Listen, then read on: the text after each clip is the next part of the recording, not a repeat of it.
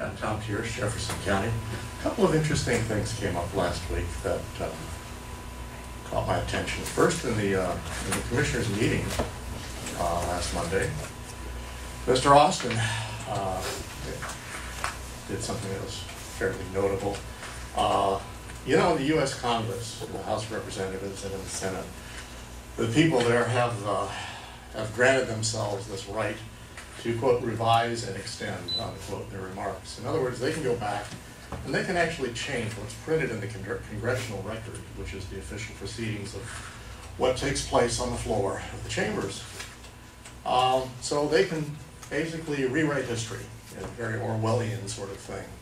But they can basically change the document to say, you know, X happened instead of Y happened. And that becomes official, regardless of any other recording or chronicling of the event.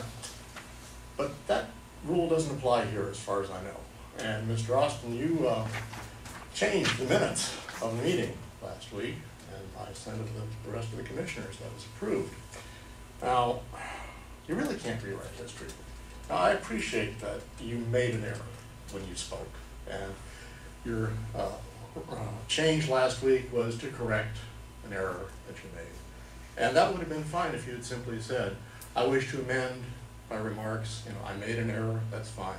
But to actually change the official minutes of a government proceeding, that bothers me. That's really not the way things should be done, at least not here. Maybe in the U.S. Congress they think they can get away with that, but I don't think that's appropriate here. So I would ask that that sort of thing not happen again. You know, if you make a mistake, own up to it. That's fine. We all do. We all misspeak. Certainly I know I do. You know, not alone in that. The other thing that came up in regard to that is I made a public records request to take a look at the electronic version of the unapproved minutes that were being voted on for June 22nd. And then I asked for the electronic copy of the approved minutes so that I could do a comparison between the two. And of course, you know, I always like electronic copies simply because I dislike paper so much.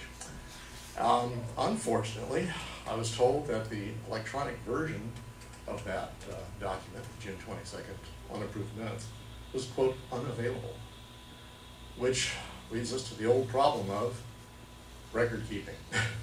We're not keeping proper records here in this county.